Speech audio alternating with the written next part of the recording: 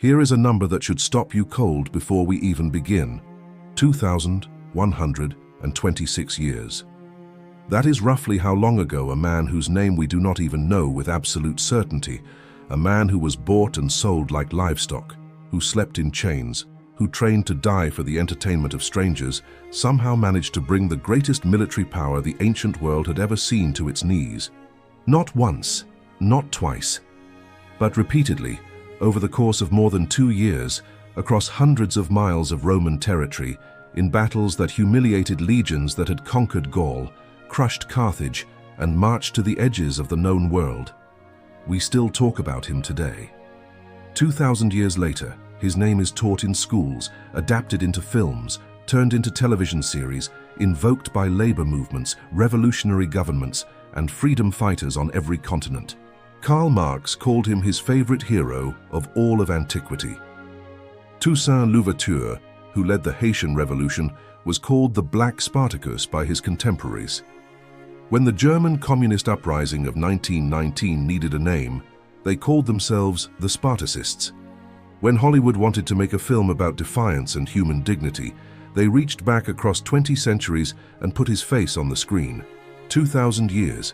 Think about that. The Roman Republic he fought against is gone. The Roman Empire that replaced it is gone. The Latin language that recorded his deeds is dead. The gods his people prayed to have been forgotten. And yet Spartacus endures.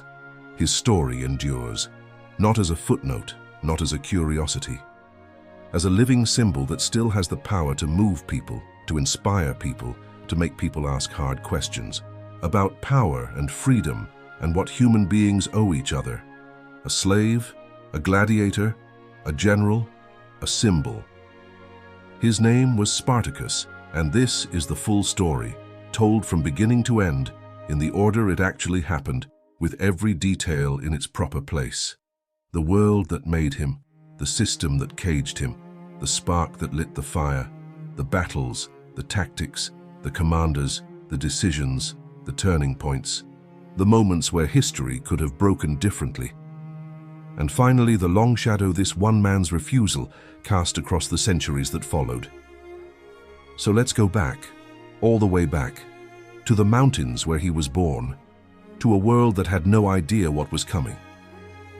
To understand Spartacus, you have to understand where he came from. And to understand where he came from, you have to understand the world of Thrace in the 1st century BC. A world that was wild, warrior-obsessed, fiercely proud, and perpetually in Rome's crosshairs. Thrace occupied a region that today encompasses parts of modern Bulgaria, northern Greece, and northwestern Turkey. It was a land of rugged mountains, dense forests, swift rivers, and fertile plains, a landscape that bred hard people. The Thracians were not a single unified nation.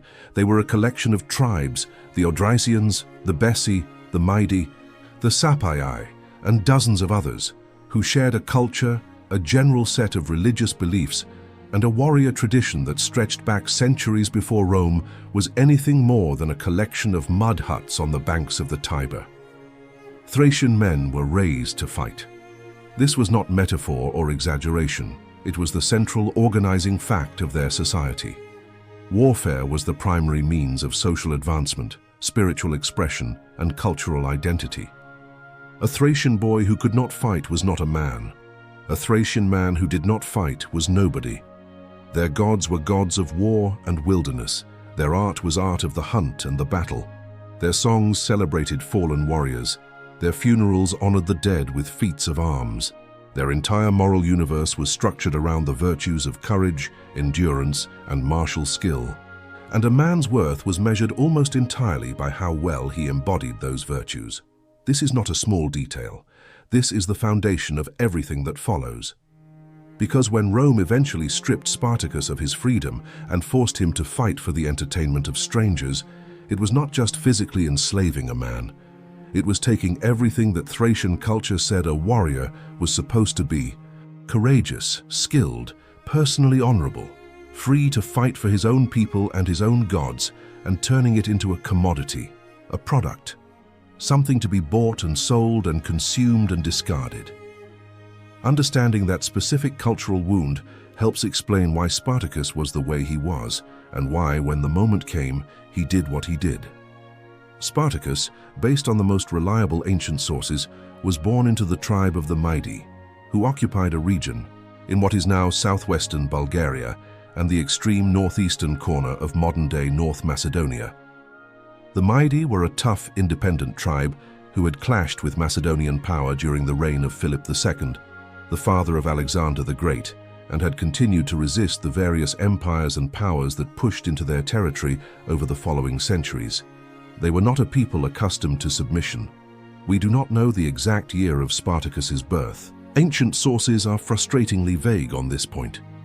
Most historians place it somewhere between 111 BC and 103 BC, which would have made him somewhere between his mid-20s and late 30s at the time of the uprising in 73 BC. The most commonly cited estimate puts his birth around 111 BC, making him approximately 38 years old when the rebellion began. Not a young man burning with the recklessness of youth, but a man in the full prime of his physical and mental powers, with the judgment and patience that come from experience. What do we actually know about his life before slavery? Very little with certainty, and this is one of the most frustrating absences in the historical record.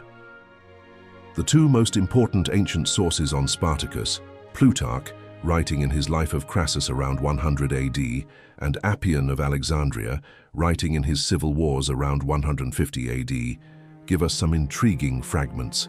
But both were writing more than a century after the events in question, working from sources that were themselves already at a remove from eyewitness accounts. And both were writing as Romans, with all the ideological baggage that implies, which means we always need to read their accounts with awareness that they were filtering the story of a slave rebellion through a framework designed to legitimize the society that crushed it. With those caveats firmly in place, here is what those sources tell us. Plutarch says something remarkable about Spartacus, something that almost feels like a grudging admission wrested from him by the sheer force of the evidence he was working with. He describes Spartacus as a man not only of high spirit and valiant, but in understanding also, and in gentleness, superior to his condition. Superior to his condition. That phrase is doing a lot of work. What Plutarch is saying, in the coded language of Roman-era snobbery, is that Spartacus was far more intelligent, far more morally sophisticated, and far more capable than a slave, or implicitly than a barbarian, had any right to be. He goes further, saying Spartacus was more like a Greek than a Thracian, which in this context is essentially the highest compliment a Roman author could bestow on a foreigner, meaning he had a philosophical, educated, measured quality that went well beyond what someone of his origins should have possessed. The modern reader should not be surprised by this. The ancient world's assumption that certain peoples were naturally superior to others was wrong. But even Spartacus's enemies could not hide their recognition that they were dealing with an exceptional human being. Appian adds the single most militarily significant detail: Spartacus had once served in the Roman auxiliary forces. Let that sink in. Before he was a slave, a gladiator, a rebel general, Spartacus had fought for Rome. Roman auxiliaries were non-citizen troops, recruited from conquered or allied peoples, serving alongside the legions. They provided capabilities the Roman citizen soldier system could not always supply, like cavalry and light infantry. Thracians were highly valued for their speed, aggression, and mobile, flexible fighting style. A young Thracian warrior could find himself serving in a Roman auxiliary unit, learning Roman military organization. He would absorb Roman tactical doctrine, logistics, and command, understanding how the military machine worked. This is central to understanding what Spartacus would become. He didn't discover military genius in a flash of inspiration. He was a trained soldier, educated in the finest military system, who would turn that education against its teachers. The sequence of events from Thracian warrior to Roman slave isn't entirely clear, but the broad outlines are coherent. Thracian auxiliary service wasn't always voluntary. Conscription and coercion blurred into each other. Spartacus either attempted to desert or was captured during Roman operations in Thrace. Either way, he ended up as a prisoner of war with one destination: the slave markets. Before we follow Spartacus into the slave system, we need to understand what that system actually was. The Roman slave economy was not just an unpleasant feature, it was the entire foundation of Roman prosperity. Understanding its scale and brutality is essential to understanding why the coming rebellion was so dangerous. The Roman slave trade in the 1st century BC was one of the most massive, industrialized, and brutal human trafficking operations. It was not a shameful secret, but the open, celebrated engine of the Roman economy. Estimates suggest that by the late Republic, 1/4 to 1/3 of Italy's population was enslaved.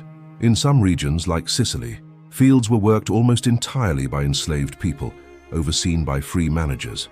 The numbers are staggering. At its height, Rome may have had 2 to 3 million enslaved people in Italy alone. This was not small-scale domestic slavery, but an industrial system, systematically producing enslaved labor. The wars of the 2nd and 1st centuries BC flooded Italy with slaves. Every military victory produced captives. The destruction of Carthage, the conquest of Greece, wars in Spain and rebellions in Sicily all fed the slave market. The market operated on an almost industrial scale. Delos in the Aegean was the central hub. It was reportedly capable of processing 10,000 human beings in a single day. 10,000 people bought and sold. Into this system, Spartacus arrived, probably in the mid to late 70s BC, in chains. He would have been processed, assessed for his physical capabilities, and sold. A man visibly powerful, of military background, and in his prime would command a premium price. Not as a person, but as property, a commodity with particular specifications. Before the wars flooded Italy with slaves, there were signs of what was coming. The First Servile War, from 135 to 132 BC, erupted in Sicily, led by Eunice. It involved between 70,000 and 200,000 enslaved people, and took Rome 3 years to suppress. The Second Servile War, from 104 to 100 BC, again broke out in Sicily, requiring years of brutal campaigning. The Roman ruling class largely failed to learn the correct lessons from these disasters. They responded with military force, which worked in the short term. But they had not confronted the fundamental problem. A society built on subjugation was inherently unstable. No military power could permanently suppress the desire for freedom in the people it had crushed. You could kill the rebellion. You could not kill the desire that produced it. There was a specific economic crisis developing where Spartacus's rebellion would soon ignite. The great agricultural estates had systematically driven out the free, small farmers, once the backbone of Roman society.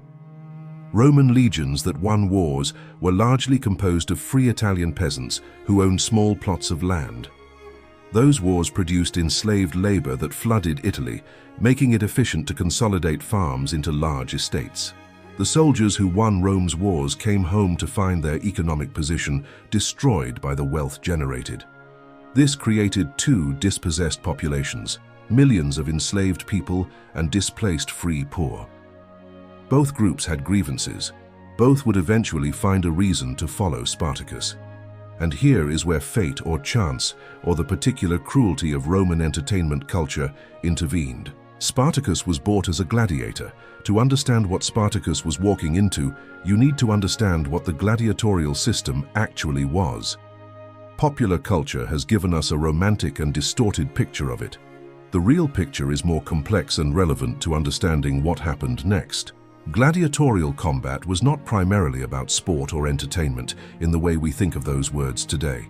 It had deep roots in Roman religious practice, specifically human sacrifice at aristocratic funerals. The earliest combats, recorded as far back as 264 BC, were fought at funerals as offerings to the dead. Two pairs of men fighting to the death beside a funeral pyre honored the deceased with blood. The word munus, the term for a gladiatorial show, literally means a duty or obligation, a gift owed to the dead. Over 2 centuries, this practice evolved, expanded, and became commercialized beyond imagination. By the late Republic, munera were major public spectacles, lasting days, involving hundreds of fighters. They were also explicit political tools. Roman aristocrats used lavish games to build popularity. Julius Caesar, after Spartacus's rebellion, put on games with 320 pairs of gladiators to boost his profile. The gladiatorial schools, ludi, were the factories of this entertainment industry. They were privately owned businesses run by lanistae, who bought slaves and prisoners of war. They trained them as gladiators, then hired them out or sold their services to game organizers. The lanista operated in a peculiar social space, providing a product Roman society found essential yet distasteful. Gladiatorial training was lucrative but socially marginal, like pimps or slave dealers. Their services were used, but their persons were not quite respectable. The most important gladiatorial school for our story was the ludus of Gnaeus Cornelius Lentulus Batiatus. Located in Capua, Campania, 130 miles south of Rome, it was a center of gladiatorial training. Capua was a wealthy, well-connected city with a military tradition and a large slave population. Batiatus ran a well-regarded operation with a reputation for producing quality fighters. Spartacus arrived at the ludus Batiatus as property. He was purchased for his physical capabilities and military background. A man who fought as a Roman auxiliary, weapons-trained, was exactly the raw material a lanista wanted. Life inside a gladiatorial school was a calibrated combination of material care and absolute imprisonment. This seems paradoxical, but it made perfect commercial sense. Gladiators were expensive. A well-trained fighter represented a significant investment. Dead or injured gladiators cost money. A lanista had every incentive to keep fighters in peak condition. They were fed better, housed better, and given more skilled medical attention than other enslaved people. At the same time, they were prisoners in the most absolute sense. The barracks were engineered to prevent escape. Fighters slept in locked cells and were guarded. Their weapons were secured. Any attempt to escape or disobedience was met with harsh punishment. Punishment ranged from reduced rations to flogging to execution. This combination of physical comfort and total psychological captivity was a sophisticated form of control. It created institutionalized dependence, where physical welfare was ensured because freedom was eliminated. The prospect of leaving was terrifyingly uncertain compared to the security of staying within. This was the logic of the cage, and for most men who entered it, the cage held. Gladiators were sorted into different fighting types, each defined by specific weapons, armor, and styles. Spartacus, based on his Thracian background, was almost certainly trained as a Thraex. The Thraex fought with a sika, a curved short sword designed to get around an opponent's shield. They also used a small round buckler called a parmula, a crested helmet with a full visor and side guards, greaves on both legs, and a manica, an articulated arm guard on the sword arm. The style emphasized speed, footwork, feints, and precision over raw power. It was aggressive and mobile, rewarding intelligence and athleticism. Perfectly suited to a man like Spartacus, powerfully built but not unusually large, formidable through skill and ferocity. Training inside the ludus was relentless and methodical. New recruits began with wooden practice weapons and a training post called a palus. They would strike for hours, building precise muscle memory and explosive power. They learned the grammar of their fighting style like a musician learns scales. First individual movements, then combinations, then application under pressure. They trained against other fighters, studied weaknesses, and developed psychological composure. This allowed a man to function with full technical precision when his life was literally at stake. Spartacus excelled. He had been a trained warrior before he arrived, with intelligence and discipline. He refined his natural abilities, becoming one of the finest gladiators in the school. During his time, Spartacus acquired a female companion, a prophetess of the Dionysian cult. She prophesied that a great and terrible power would attend him to a fortunate issue. A serpent coiled around his face while he slept, a sign of tremendous but perilous destiny. In Thracian culture, a figure with spiritual authority about divine fate was powerful. Her prophecy meant following Spartacus was not just advantageous, but cosmically ordained. She stayed with him through escape, campaigns, victories, retreats, and final desperate battles. But all of that was still ahead. First, there had to be a breaking point. The rebellion at Ludus Batiatus in 73 BC was triggered by intolerable plans. possibly a mass transfer, sale, or arrangements for deadly games. Details are disputed. The men decided to make a break for it, organizing an escape plan. And then someone talked. The plan was betrayed. Only about 70 to 78 men managed to get out before the alarm was fully raised. Their weapons were locked, so they grabbed kitchen implements, cleavers, skewers, spits. The most dangerous fighters broke out using cooking utensils, revealing the system's control. They fought past guards, suffered casualties, and ran out of the school and Capua, south into the Campanian countryside, seeking freedom. These 70-odd men, primarily Thracians and Gauls, faced a dire situation. No weapons, food, shelter, or money. No plan beyond escaping Capua. Any rational assessment would have said, these men are finished within days.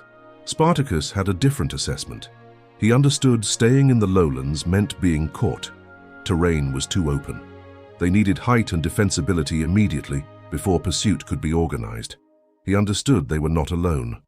Enslaved people might decide to move. He led them to Mount Vesuvius. In 73 BC, Vesuvius was a large, dormant mountain, not the terrifying volcanic symbol. Its wide crater was overgrown, and inner slopes were steep and difficult to access. This was a brilliant tactical choice, establishing Spartacus's reputation. It was naturally defensible, offered commanding views, and was close to rich estates. Crucially, it was in the heart of the most heavily enslaved agricultural region. Word spread through networks Roman authorities barely understood existed. News of gladiators breaking out, killing guards, and being on Vesuvius spread. Men started coming, not immediately, but in days and weeks. They came from fields, workshops, households, from every corner of the Mediterranean. They came with farming tools and anger, hoping something different might be possible. Spartacus fed them, organized them, and started turning them into soldiers. Rome, receiving news, did almost nothing. It was a policing matter, not a crisis. The standard response was to send a magistrate with available troops. Gaius Claudius Glaber was given 3,000 men, a scratch force, not trained legionaries. Rome sent a large police detachment rather than an army. Glaber marched his force to the base of Vesuvius, looked up at the situation, and made a decision that was logical, measured, and catastrophically wrong. He did not assault the rebel position directly. Instead, he set up camp at the base of the main path, sealing what he believed was the only exit. The strategy was clean: wait them out. Without food and water, rebels would starve or attempt a breakout. Glaber settled in, confident in his logic. What he had not done was post sentries on the other sides of the mountain. Those faces looked impassable. He was not watching them. Spartacus looked at his situation with different eyes. He saw a Roman force blocking his exit and his followers facing starvation. The Vesuvius crater was covered in wild grapevines. Spartacus ordered his men to cut and braid them into long, strong ropes. This was not a simple solution. It required planning, coordination, and trust. It required nerve to descend a cliff on vine rope. It required a tactical imagination that could see past the obvious problem: the Roman camp blocking the path. In the dark of a summer night in 73 BC, Spartacus led his men over the edge of Vesuvius. They descended the cliff faces on their vine ropes to the side of the mountain that Glaber had not bothered to watch. Then, rather than fleeing, Spartacus led them on a rapid march around the base of the mountain to Glaber's camp. Glaber had positioned his defensive fortifications facing the mountain, not the surrounding countryside. He was not watching his own back. The rebels hit the Roman camp from behind, in the dark, with complete surprise. It was a total rout. Glaber's force, taken utterly unprepared, scattered or was destroyed.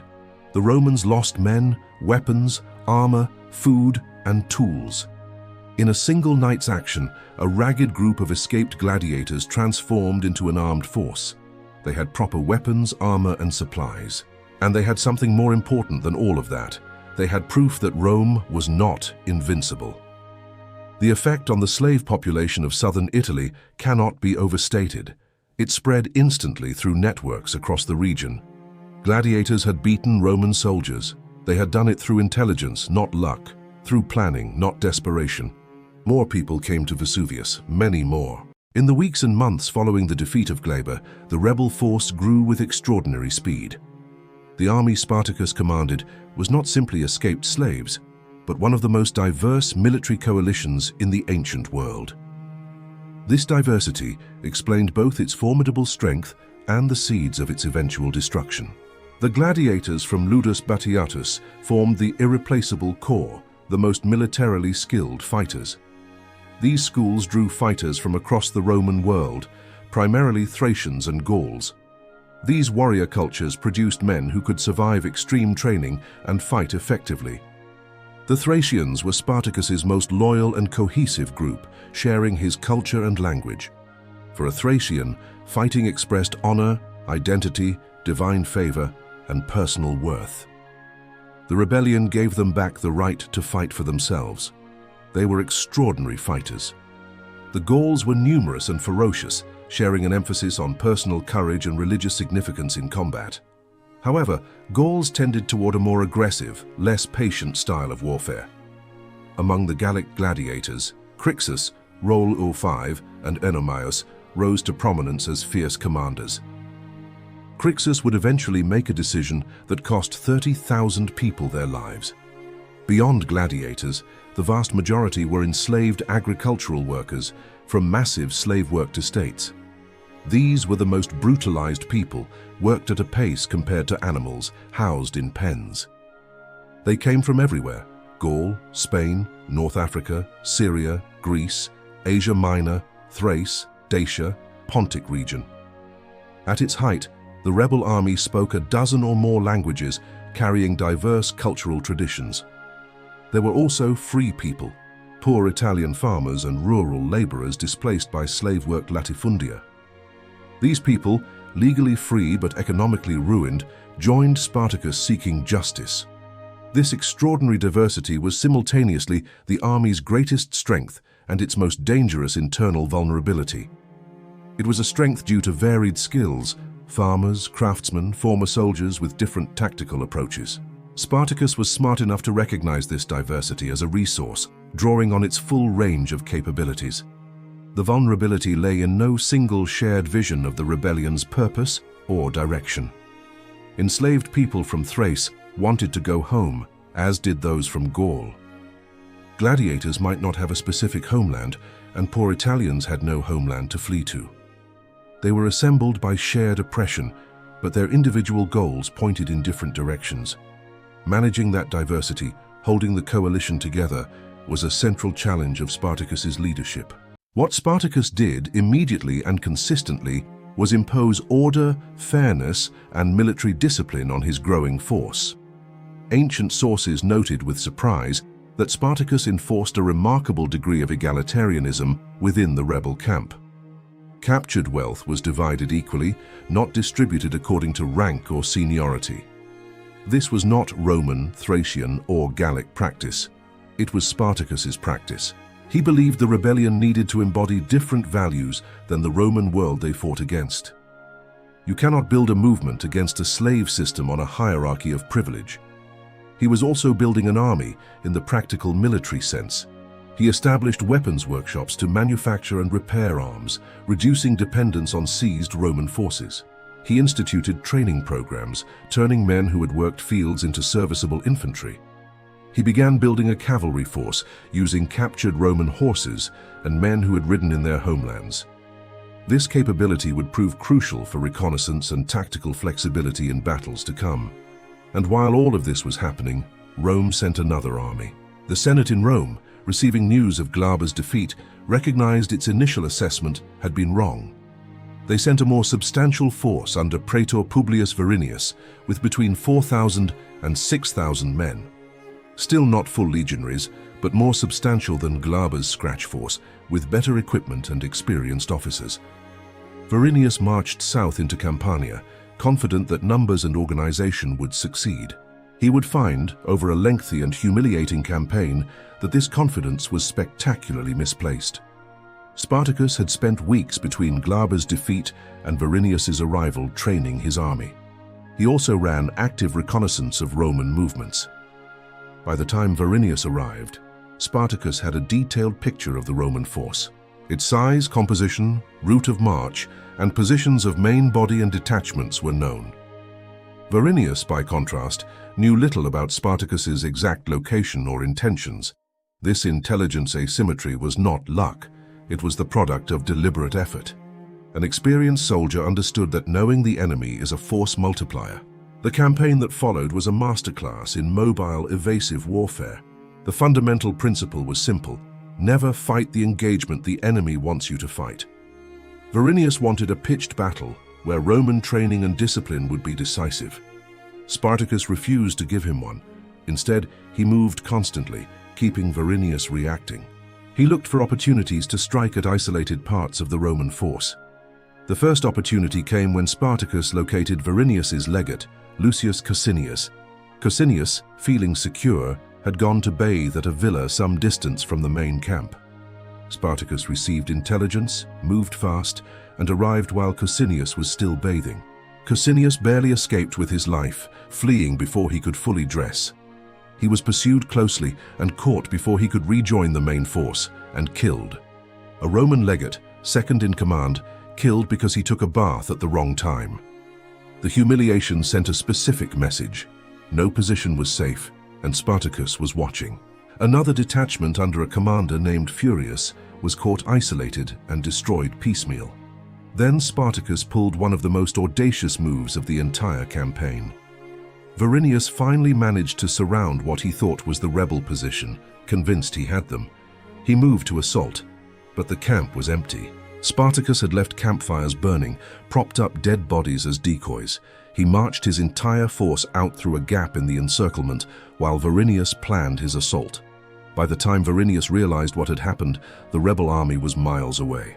Finally, Varinius managed to bring Spartacus to a pitched engagement and was defeated. He lost his lictors, symbols of Roman authority, a profound symbolic violation. Varinius reportedly came very close to losing his own horse, which Spartacus's men captured. The praetor of Rome had been outmaneuvered at every turn and finally beaten in battle. By the end of 73 BC, roughly 6 months after 70 men broke out of Capua, Spartacus commanded a genuine army. Modern historians estimate 40,000 to 70,000 followers, a substantial and growing proportion capable fighters. He controlled most of Campania and much of Lucania and Bruttium. He had liberated enormous numbers of enslaved people from the great estates of the region. He had weapons, supplies, cavalry, training programs, workshops, and momentum. Rome was beginning to understand that this was not a policing problem. With the army growing and the Roman response inadequate, we address the internal division within the rebel coalition. This division would prove to be the most consequential factor in the entire war, not battles or tactics, but strategy. Specifically, what should the rebellion try to accomplish? Spartacus's answer was the clearest strategic thinking in the entire conflict. He had fought as a Roman auxiliary. He understood Roman military power at a structural level. His Gallic and Germanic comrades did not share this understanding. What he understood was this: the rebellion could not win a conventional war against Rome in Italy. Rome was too powerful, too populous, too organizationally deep, too motivated to protect its social order to be ultimately defeated on its own territory by an army that could not resupply, replace casualties, or maintain institutional coherence. Rome could absorb defeats and come back stronger. The rebellion's window of opportunity was real, but time-limited. Rome underestimated the threat, sending inadequate forces. The rebel army grew and won. But Rome would not remain complacent forever. Spartacus understood this clearly. Rome would send real armies with real legions. When that happened, the outcome was not in doubt, regardless of how brilliantly the rebels fought individual battles. Therefore, Spartacus argued, the goal should not be to defeat Rome. It should be to escape Rome. His plan was to lead the army northward, cross the Alps, and get out of Italy entirely. Once north of the Alps, the army could disperse. Gauls to Gaul, Thracians to Thrace, Germans north, others to homelands. Rome would have no practical means of pursuing tens of thousands of scattered individuals across territories it did not control. This was brilliant. It was realistic. It accepted the constraints of the actual situation rather than pretending determination could overcome structural disadvantage. It prioritized achievable freedom for these people over the impossible goal of destroying Rome. Crassus disagreed completely. He wanted to stay in Italy and fight. Whether this was due to belief in victory, desire for raiding, or Gallic warriors' honor, the sources don't tell us. What we know is that the disagreement was real, deep, and ultimately irreconcilable. Sometime in early 72 BC, the coalition fractured. Crassus took his followers, perhaps 30,000 people, heavily Gallic. He moved southeast into the Gargano Peninsula in Apulia, in the heel of Italy's boot. It was a fatal decision, and it was about to kill 30,000 people. The Senate in Rome had spent the winter of 73-72 BC in something between irritation and alarm. The Praetorian forces had failed. The situation had clearly escalated beyond a policing problem. For 72 BC, they voted an escalation proportional to their dawning understanding of the threat. Both consuls for the year would take the field with full consular armies. Neither was a military genius, but both commanded real armies. Each consul had at least 2 legions, meaning a combined force of roughly 20,000 to 24,000 legionary soldiers, plus allied and auxiliary troops. The total consular force directed against the rebellion in 72 BC was probably in the range of 30,000 to 40,000 men. For the first time, Rome was taking this seriously. Before we examine what those armies did, we need to understand what they were. The contrast between the Roman legionary force and the rebel army illuminates every battle and tactical decision. Roman legions of the late Republic were professional, long-service soldiers organized around the cohort system. A legion consisted of 10 cohorts, each of approximately 480 men, giving a full legion roughly 4,800 to 5,000 infantry. The legionary was extensively trained in complex unit formations, individual weapons technique, and precise coordinated maneuvers. A legionary who had served for 5 years could perform complex tactical actions under stress with automatic precision. Their equipment was extraordinarily well designed for close-quarters fighting Roman doctrine centered on.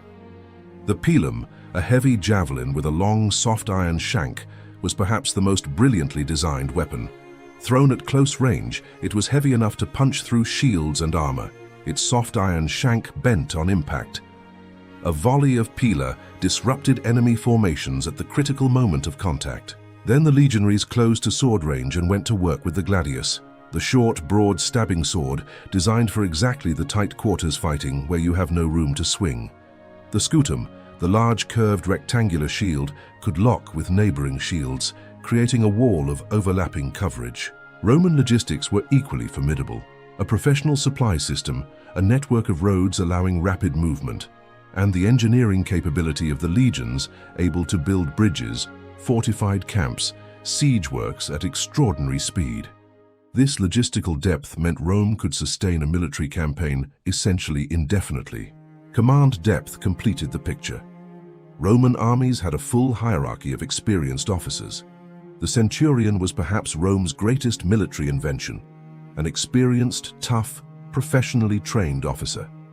He commanded 80 men, was selected for fighting ability and command presence, and paid substantially more. He was expected to be everywhere in a battle at the front, visible in danger, leading by example.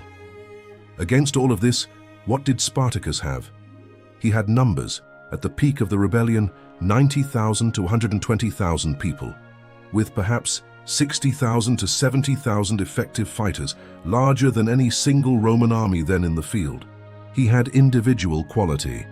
The gladiators who formed his corps were the most skilled individual fighters, trained for personal combat at an intensity that even Roman soldiers, for all their drill, could not match. He had motivation. Men fighting for their lives and freedom had a depth of commitment that Roman soldiers could not fully match.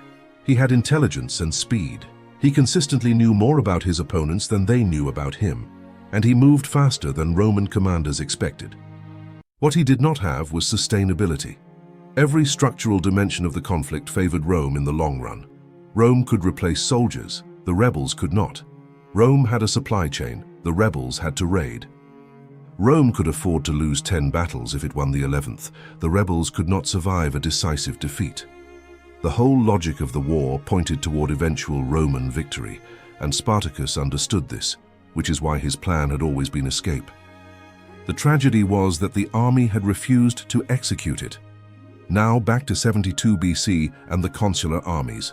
The split between Spartacus and Crassus gave the consuls an opportunity they would not have had if the rebel army had remained unified. With Crassus's 30,000 followers operating separately in Apulia, the consul Gellius Publicola was able to concentrate his force against Crassus before either could link up with Spartacus. Gellius found Crassus's force near Mount Garganus in the rocky exposed terrain of the Gargano Peninsula. The battle that followed, usually called the Battle of Mount Garganus, was a decisive Roman victory. Crassus fought with the ferocity that ancient sources attribute to Gallic warriors. His men fought hard, but without the strategic intelligence that Spartacus provided, without someone choosing the terrain, managing the approach, setting the engagement on favorable terms, courage alone was not enough. Against a properly organized consular army with trained officers and superior equipment, Crassus was killed. Approximately 2/3 of his force died with him. The rest scattered or were captured. Spartacus received the news somewhere to the north with his own army. He had known the decision to separate was wrong. He had argued against it. Now 30,000 people were dead or re-enslaved because of it. According to both Appian and Plutarch, Spartacus's response was to order 3 Roman prisoners to fight each other to the death. As gladiatorial combat, requiring them to kill each other while the rebel army watched. Whether this is literally true or a story that grew up around the event, it captures something real about the emotional register of the moment. It was a conscious, pointed reversal of what had been done to Spartacus and his companions, Romans in the arena, dying for the honor of their former slaves. It was grief expressed as defiance. Now, with Crassus gone and his followers destroyed, Spartacus faced both consular armies with a single force and no reserve. He made the decision to move north, to execute, if still possible, the plan to reach and cross the Alps. What followed in the spring and summer of 72 BC was one of the most extraordinary military campaigns in ancient history. Spartacus took his army, still perhaps 70,000 to 80,000 people despite the loss of Crassus's contingent, and drove it northward through central Italy at a speed that consistently surprised Roman commanders, and prevented them from setting up the prepared defensive positions where Roman advantages in discipline and equipment would have been most decisive. The consul Lentulus attempted to intercept the rebel force somewhere in central Italy. Spartacus chose his ground, concentrated his force, and defeated the consular army. The details of this engagement are poorly preserved in our sources. The Roman historians were not enthusiastic about documenting their own defeats in detail. But the outcome is clear. Lentulus was beaten. Gellius, having eliminated Crassus in Apulia, pursued from the south, racing to catch Spartacus before he could get too far north. Spartacus, rather than simply running, turned around to meet him. Gellius was beaten too. 2 consular armies in the same campaign season, beaten by the army of escaped slaves, that Rome had initially thought could be handled by a local magistrate with a few thousand men. The humiliation in Rome was almost beyond expression. These were not barbarians invading from outside Italy's borders. This was an uprising from the very bottom of Roman society, from the people Rome had bought and worked and beaten and denied every legal and human right, and it was winning. Spartacus pushed north with relentless speed. He crossed the Apennines, the mountain spine of the Italian peninsula, and reached the area of the Po Valley in northern Italy. The Alpine passes that would take the army out of Italy were within reach. He was on the verge of executing the plan, and then something happened that the sources are frustratingly vague about, but which proved to be the single most consequential moment in the entire rebellion. The army refused to go further. Plutarch says briefly that the men, for the most part Gauls and Germans, did not want to leave Italy. They wanted to raid. They wanted to fight. They may not have had the same attachment to distant homelands that Spartacus assumed. Many had been enslaved for years, and their connection to Thrace or Gaul or Germany was a memory rather than a living reality. Others may have been caught up in the intoxication of victory and felt invincible.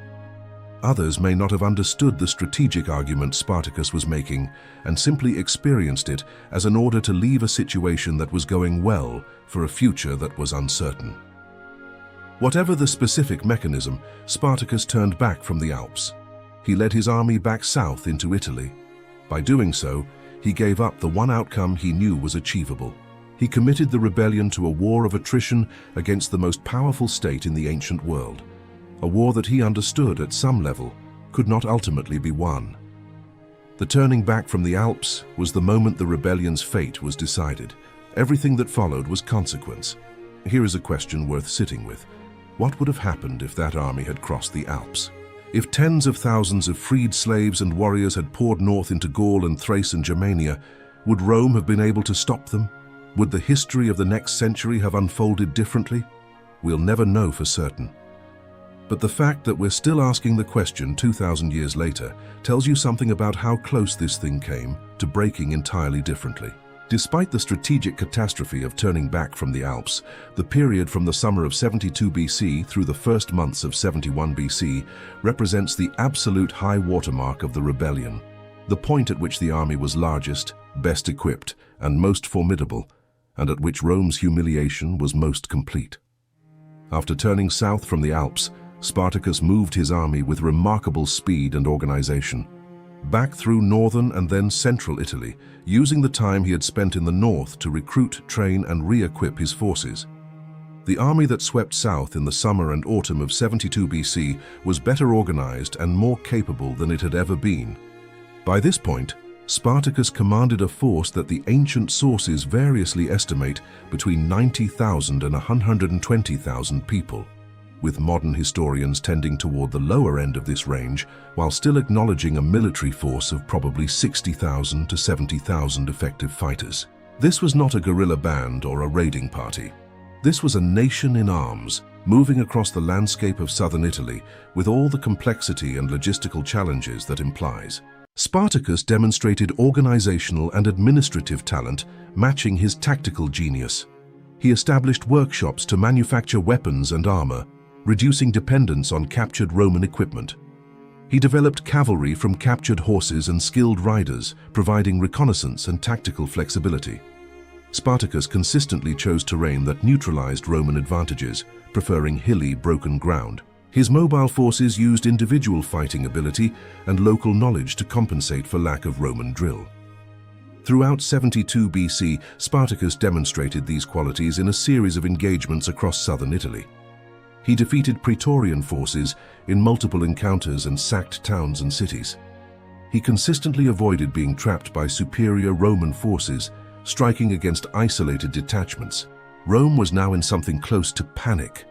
For the Roman aristocracy, the Spartacus rebellion was an existential terror. The entire Roman social order rested on the premise that slavery was natural, legitimate, and permanent. That some people were naturally suited to be free and others to be enslaved. Spartacus's rebellion threatened the foundational story Roman civilization told about itself. If enslaved people could organize, fight, and win, then the premise was false. And if the premise was false, then what justified everything else? Every Roman senator, wealthy equestrian, and landowner felt a chill beyond military concerns. The Senate decided the praetors and consuls had failed. It was time to bring in Rome's greatest available weapon. Marcus Licinius Crassus was a fascinating and morally complex figure of the late Roman Republic. He was fabulously wealthy, worth 7,000 to 8,000 talents, a third of Rome's annual treasury revenue. He accumulated wealth through land speculation, silver mines in Spain, and extensive money lending. One notorious business, he owned a private fire brigade in Rome. When a fire broke out, the brigade would offer to buy the burning building at a dramatically reduced price. If the owner refused, the brigade watched it burn. If they agreed, the brigade put out the fire. The rescued building, purchased for almost nothing, was then repaired and sold or rented at full value. Crassus had genuine military experience, serving with Sulla during the civil wars of the 80s BC. He was politically ambitious, frustrated his wealth couldn't buy him military prestige like Pompey. Pompey was occupied in Spain, fighting the last remnants of the Marian faction, unavailable for the Spartacus command. The Senate preferred Pompey, their reliable military hammer, but he was occupied. So Rome turned to Crassus, who was determined this command would be his path to military glory. Crassus was given an extraordinary mandate to raise 6 new legions. He also received 2 disgraced legions, totaling approximately 8 legions and 40,000 to 50,000 soldiers. Before campaign, Crassus made a decision that revealed his command style. The first engagement went badly. A legate, Mummius, disobeyed orders and engaged Spartacus. Mummius's force was defeated and fled the field. Crassus ordered decimation. Decimation was one of the oldest and most terrifying disciplinary measures in the Roman military code. Every 10th soldier in the offending unit, selected by lot, was executed by his own comrades. The surviving 9 had to live with killing one of their own, chosen randomly.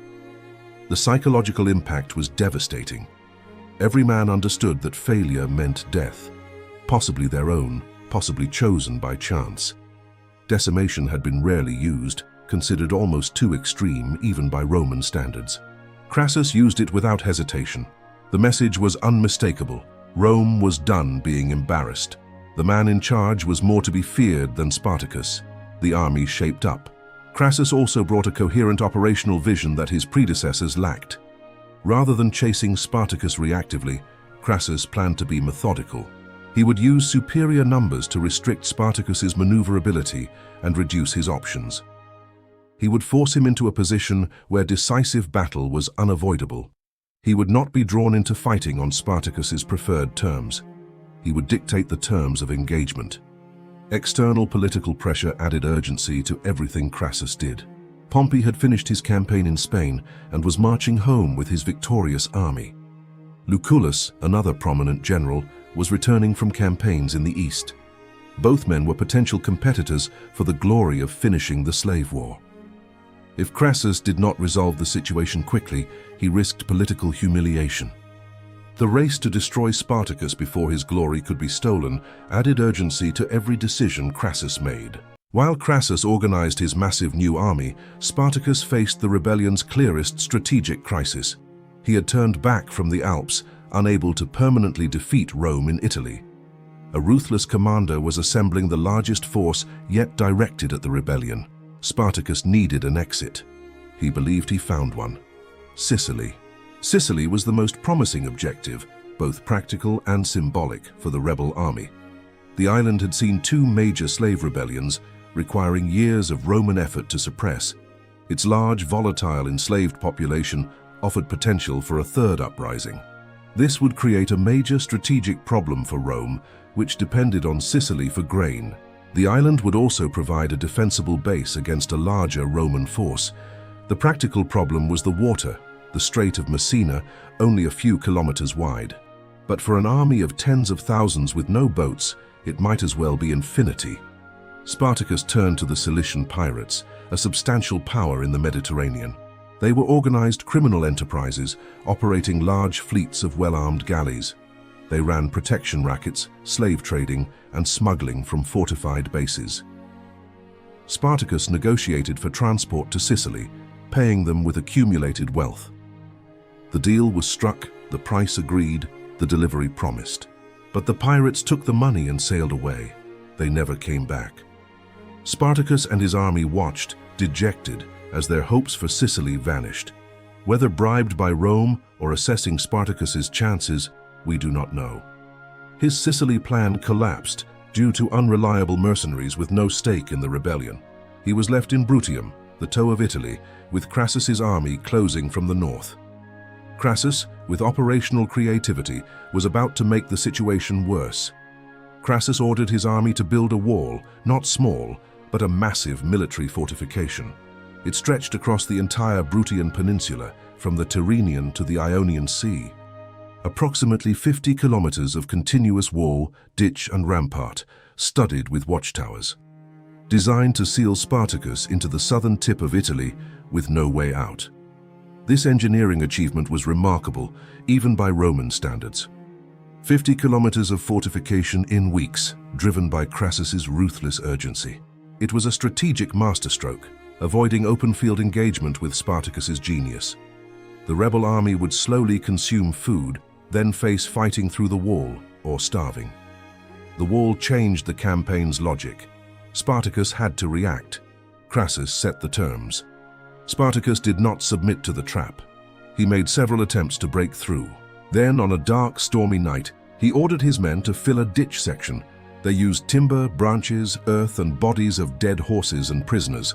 When enough was filled, he launched a concentrated assault and broke through. It was a genuine tactical achievement, improvised and executed under difficult conditions. But the breakthrough was incomplete. Only a portion of the army got through. Crassus's forces responded, sealing the gap, leaving the rest trapped. Spartacus reassembled his forces south of Thrace, attempting to regroup. The situation grew desperate. Pirates failed him, the wall nearly held him. Pompey approached from the north. Lucullus landed troops from the sea. The geographical vice was closing.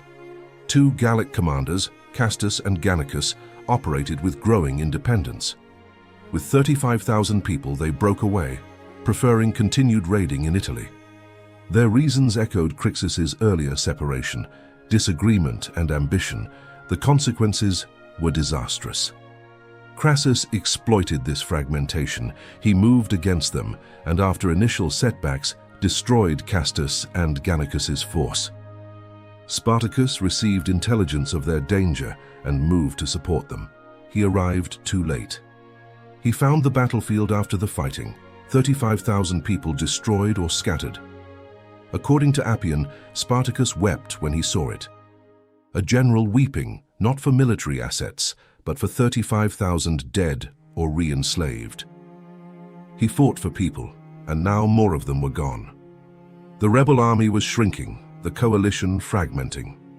Pompey closed from the north. Crassus pressed from all other directions. Spartacus sent envoys to Crassus, proposing terms, an extraordinary gesture. He was willing to negotiate, to accept a settlement rather than a final battle. Crassus refused to even receive the embassy. Rome did not negotiate with slaves. The final battle was now inevitable. In late March or early April of 71 BC, Spartacus made his final decision. He would force a decisive engagement with Crassus. This was before Pompey could arrive from the north. He had no good options, choosing the best bad one available. Before the battle, Spartacus had his horse brought. He killed it before his assembled troops. He said, if they won, Roman horses awaited. If they lost, he'd need none. A public commitment to fight without retreat. Their general was staying with them to the end, whatever the end was. Then, Spartacus attempted to kill Crassus personally. A mythological detail. The rebel general believed striking down Crassus could win the battle. It wasn't just theatrical. Killing a commander destabilized armies. Spartacus knew where Crassus would be. He tried. The battle took place near the Salarius River in hilly Lucania. The terrain wasn't flat, partially compensating for rebel drill. It was a fair fight in physical terms, but not in organizational terms.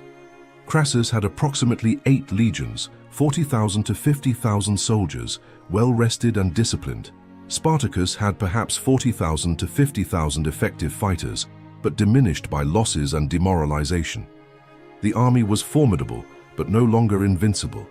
Spartacus's plan was a concentrated assault on the Roman center. He sought a breakthrough to fragment the legionary formation, turning it into a melee. The rebel army advanced. As they approached, Roman sentries delivered their pila volleys. Thousands of heavy javelins crashed into the rebel front ranks. Men fell, shields were rendered unusable. The momentum of the rebel advance faltered. The legions closed to sword range. The grinding, intimate violence of ancient close combat began. Rome's institutional advantages told most decisively. Legionary cohorts maintained discipline and structure. They kept shields locked, alignment, and responded to orders. The grinding, patient, disciplined pressure of a Roman formation was unmatched. The rebel formation was good, better than expected. The gladiatorial corps fought with ferocity and technical excellence. But under sustained pressure, the difference in institutional discipline began to tell. rebel units started to crack. The breaks spread. Romans exploited gaps, rolling up adjacent units from the side. Somewhere in the middle of the battle, Spartacus cut his way toward the Roman rear. He killed 2 centurions in direct hand-to-hand combat while fighting through the press of battle, already wounded. Killing 2 centurions was an act of extraordinary courage and skill. It was the act of a man who calculated this was the only way. He never reached Crassus. He was surrounded. Soldiers pressed in from all sides. He was wounded. Multiple wounds, the sources say. He went to his knees. He kept fighting. He was killed. His body was never definitively identified after the battle. No dramatic display of his corpse, no head held up. He was simply gone, lost in the slaughter of tens of thousands, his body indistinguishable from the masses of the dead around him. Appian says simply, he fell fighting valiantly in the front ranks. No last speech, no dramatic final moment. A man on a battlefield surrounded by enemies, choosing to fight until he could not fight anymore. The rebel army, without its commander, disintegrated. The Roman legions pursued through the hills and valleys of Lucania, cutting down fleeing fighters. Survivors scattered into the mountains, hunted down in the weeks and months that followed. The rebellion that began with 70 men and kitchen knives that had grown to an army of over 100,000 people was over. Here is a question that has no clean answer. What was Spartacus actually fighting for? His plan to cross the Alps and let his followers scatter to their homelands suggests his primary goal was freedom for his army. Not the abolition of slavery as an institution, not the overthrow of Rome. He wanted himself and his people to be free. He was clear-eyed enough to understand this required getting out of Rome's reach rather than trying to defeat Rome. That is both more modest and more realistic than the revolutionary icon that later ages made of him. But what he created, 2 years of freedom for tens of thousands of people who had been treated as property, was in itself a kind of answer to Rome's central claim that enslaved people were naturally suited to their condition. Spartacus's existence was a refutation of that claim. Every battle he won was a refutation of that claim. What followed the battle is, in many ways, the most enduring image of the entire Spartacus story, and one of the most deliberately terrible acts of political theater in Roman history. Approximately 6,000 survivors of the rebel army were captured, primarily those who had been caught fleeing or rounded up. These men, and possibly some women, were taken prisoner by Crassus's forces.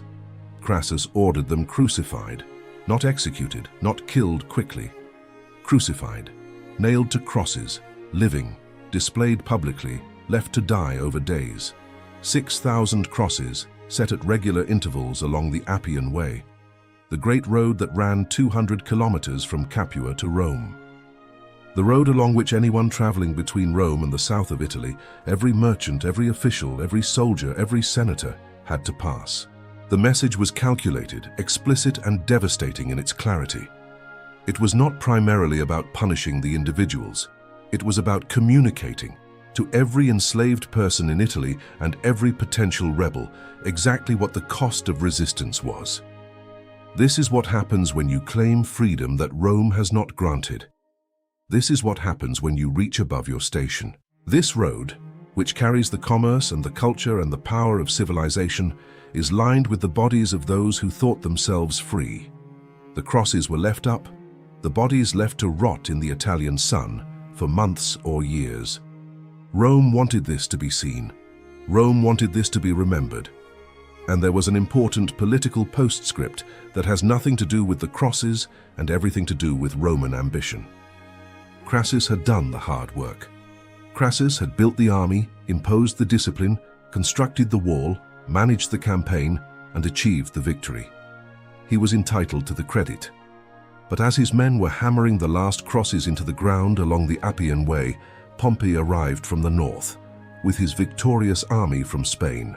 In the mopping-up operations following the Salarius battle, Pompey's forces encountered and destroyed a band of survivors. Pompey sent a letter to the Senate. In it, he claimed that while Crassus had won some victories, he, Pompey, had torn out the very roots of the war. Crassus was livid. The fury between the two men boiled over this insult, poisoned their relationship for years, and would eventually draw Julius Caesar into their orbit as a third partner in what became the First Triumvirate, the political arrangement that would accelerate the collapse of the Republic itself. The Spartacus War was over. Its political aftershocks had barely begun. The Third Servile War ended with Rome's social order visibly reasserted and its military power demonstrated as ultimately unchallengeable. Looking only at the immediate aftermath, the dead rebels, the crosses, the estates going back to work, the gladiatorial schools replenishing their stables, you might conclude that the rebellion had achieved nothing, that 2 years of extraordinary effort and sacrifice had produced no lasting result. That conclusion would be wrong. The effects of the rebellion, immediate and long-term, obvious and subtle, ran through the subsequent history of the Roman Republic and beyond. The immediate military consequence was a significant tightening of Rome's approach to internal security and slave control. The Roman state had demonstrated that it was possible for enslaved people to organize militarily effective resistance on a massive scale. Measures to prevent the kind of large, trained concentration of fighting-age men that had produced the Capua breakout were examined. The great estate owners of southern Italy adjusted the ratios of free supervisors to enslaved workers. Surveillance networks were expanded. The political consequences were more immediately dramatic. Both Crassus and Pompey returned to Rome in 71 BC with their armies, and, rather than disbanding those forces, as Roman law required, both men kept their soldiers camped just outside Rome, and used their presence as political leverage. The result was the joint consulship of Pompey and Crassus in 70 BC. An unprecedented arrangement that began the process of political realignment that would eventually produce the First Triumvirate, with Julius Caesar and ultimately the end of the Republic, the precedent of a private citizen with massive personal wealth raising a decisive military force. For the state was one of the building blocks of the military political system that replaced the Republic. In the south of Italy, where the rebellion had burned most intensely, the land itself had been transformed. Years of warfare had disrupted the agricultural economy. Many estates had been stripped of their enslaved workforce. Some estate owners, facing the challenge of rebuilding their operations, experimented with alternative labor arrangements. Tenant farming, sharecropping, the colonate system that would eventually become the dominant form of agricultural labor in the late Roman Empire. These changes happened slowly and incompletely, and were never publicly acknowledged as having anything to do with the rebellion. Rome could not admit that Spartacus had forced any change in their behavior without undermining the entire ideological apparatus that justified the social order. What Rome did not do, what Rome was structurally incapable of doing, was confront the fundamental problem that the rebellion had exposed. The slave system continued. It continued for centuries.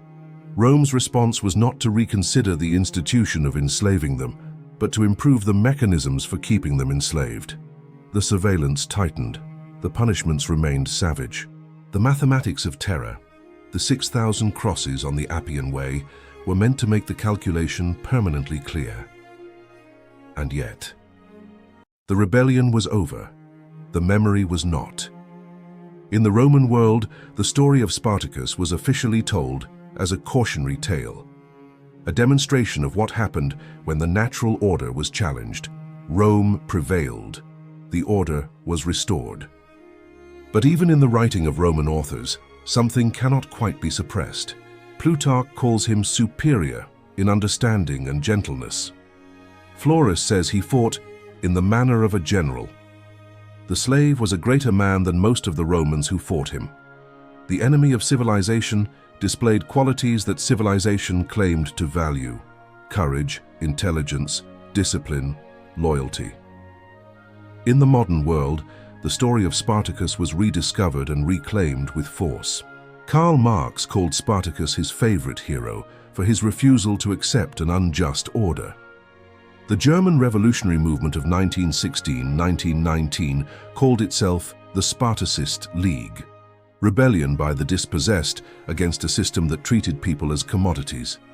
Toussaint Louverture, leader of the Haitian Revolution, was called the Black Spartacus. claiming for his people the freedom that the powerful say they are not entitled to. Howard Fast wrote his novel Spartacus in 1951 while serving a federal prison sentence. The man who defied Rome's order became a symbol for defying McCarthyism's demand for conformity. When Stanley Kubrick filmed the novel in 1960, it became a powerful statement. Television adaptations have introduced Spartacus to new generations. What is it about this story that refuses to die? It is not that Spartacus won. He didn't. It is not that he transformed the world. It is something more fundamental than outcome. Spartacus and his followers looked at the most powerful civilization in the Western world, a civilization that had conquered and enslaved them, stripped them of their names and freedom, and said, no. Not because they were certain they could win, but because some things cannot be accepted without ceasing to be human. They built an army out of nothing, out of kitchen knives and wild grapevines, and the desperate hope of people who had been told they had no right to hope. They held the field for 2 years against the greatest military power in the ancient world. They humiliated that power repeatedly. They made Rome afraid. And yes, they were defeated. Yes, the crosses lined the Appian Way for miles. But for 2 years, tens of thousands of people who had been treated as property lived as human beings. They made their own decisions. They fought for themselves, not for the entertainment of strangers. They built something built on fairness rather than hierarchy, on shared risk rather than exploitation. For 2 years, they lived the thing that Rome said was impossible, that enslaved people were people, and that people, given the chance, would choose freedom. Rome spent enormous energy trying to bury that demonstration under the weight of official narrative. 2,000 years later, we are still telling the story the other way round. That is not nothing. That is, in fact, everything. Before we wrap up, what empire, what battle, what period of history do you want us to cover next? Leave it in the comments. Your suggestions genuinely shape what we make. And to those of you who have been with us through every minute of this story, thank you. Genuinely, we know how long this was. We know your time is valuable. The fact that you made it all the way here to the very end means more than we can easily say. This is exactly the kind of history that deserves the full treatment. Told chronologically, every detail in its proper place, so that the whole story adds up. Spartacus was real. The people who followed him were real. The crosses on the Appian Way were real. And the reason we are still here, 2,000 years later, still telling this story, is that the thing at the center of it, the refusal to accept that some people are worth less than others, is as real today as it was on a mountain in Campania. Thank you for watching. We will be here to tell the next one. See you then. Cheers.